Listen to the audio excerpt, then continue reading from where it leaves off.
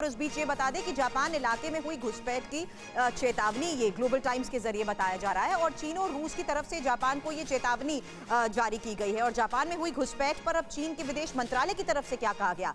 चीन ने कोई घुसपैठ नहीं की है, वो हमारा इलाका है।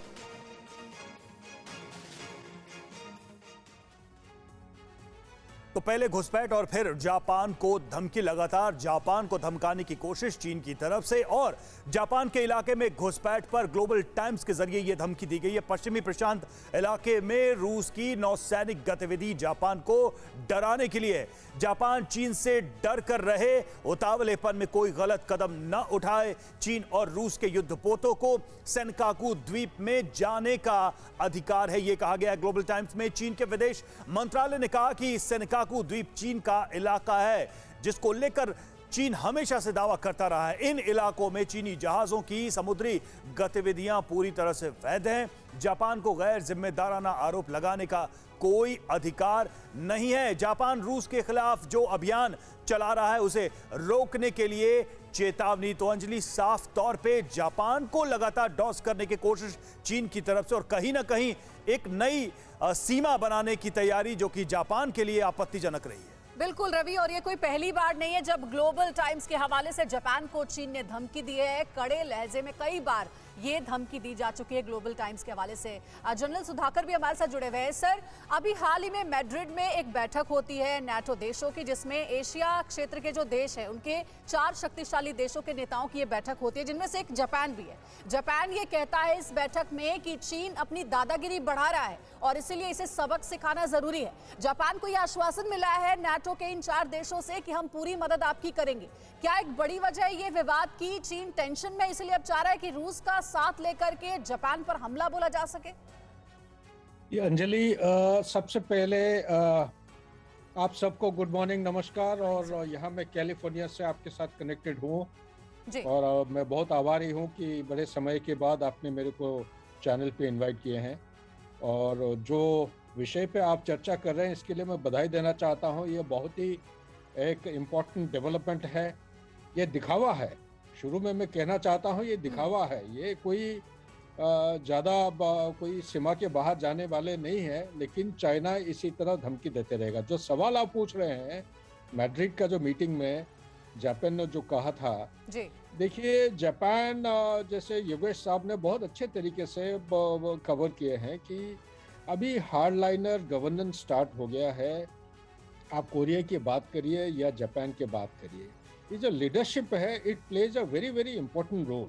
साथ ही यूक्रेन का लड़ाई को आप ज़्यादा कुछ ना कहते हुए, क्योंकि ये धीरे धीरे एक फटीग सेट होने जाएगा और आहिस्ता आहिस्ता रशिया का हालत ऐसे होने जा रहा है कि चाइना विल स्टार्ट एम्ब्रेसिंग। लेकिन कॉन्ट्रडिक्शन इस पूरी लड़ाई में यही होंगे जो आज आप चर्चा कर रहे हैं कि ये जो सिकाओ आइलैंड या दियाओ आइलैंड आप जो कहते हैं इस चाइना सी की तरह, ये आज का इनका कोई घुसपैठ की कोई प्रॉब्लम नहीं है। पिछले 2-4 साल से वो चलते आ रहा है। चाइना इसको डिमांड कर रहा है शुरू से। इनका जो एयर डिफेंस आइडेंटिफिकेशन जोन है, नहीं ठीक है, लेकिन इसके अंदर काफी बार इंट्रूजन हो चुका है। लेकिन सर, जापान का जो फैलाव है उसमें गवर्नेंस का एक मोड आ रखा है। अभी मिलिटराइजेशन जापान पहली बार आफ्टर, बिल्कुल इसी पे मैं आ रहा था राठौर सर। ये प्रश्न आपसे है, जिस बात को मेंशन किया सर ने और कहा कि ये कहीं ना कहीं एक दिखावा है। मैं आपसे ये समझना चाहता हूं कि एक नेशनलिस्ट अप्रोच जापान या फिर दुनिया के अलग अलग देशों में आया है हाल के दिनों में, और खासकर यूक्रेन के इंसिडेंट के बाद बहुत सारे देश ऐसे हैं जो काफी अलर्ट मोड में चल रहे हैं, जहां जहां उनके बॉर्डर को ब्रीच करने की संभावना है। जापान वैसा ही एक देश है। इस कॉन्टेक्स्ट में अगर देखें तो चीन यानी ड्रैगन कहां तक जा सकता है? कहां तक वो जापान को एक तरीके से डेयर कर सकता है, चुनौती दे सकता है? कहां तक उसकी लाइन आपको नजर आ रही है? देखिए, चीन और जापान का जहां तक सवाल है, ये आउटस्टैंडिंग कंट्रोवर्सी है सेनकाकू द्वीप की। जहां तक जापान का सवाल है, जापान में नेशनलिस्ट गवर्नमेंट के आने से पहले जापान ने ये तय कर लिया था कि अब हम अपनी सेनाओं को, खासकर नौसेना को बढ़ाएंगे, और उसके लिए उन्हें अमेरिका की तरफ से भी वरद हस्त मिल चुका है। और एक वो बड़े प्लान पे काम कर रहे हैं जो 15 साल का प्लान है। इसके दौरान चीन की तरफ से उन्हें सारे प्रोवोकेशंस आएंगे और चीन अपना दावा वहां के आइलैंड्स पर, एक्सक्लूसिव इकोनॉमिक जोन पर और सी लेन्स ऑफ कम्युनिकेशंस पर करता रहेगा। उसमें सिर्फ फर्क अब ये आया है कि यूक्रेन वॉर के चलते चीन और रूस नजदीक आ गए हैं, जिसकी वजह से रूस ने भी जापान के अंदर जब भी चीन और रूस साथ मिलकर के इस चीज को दिखा रहे।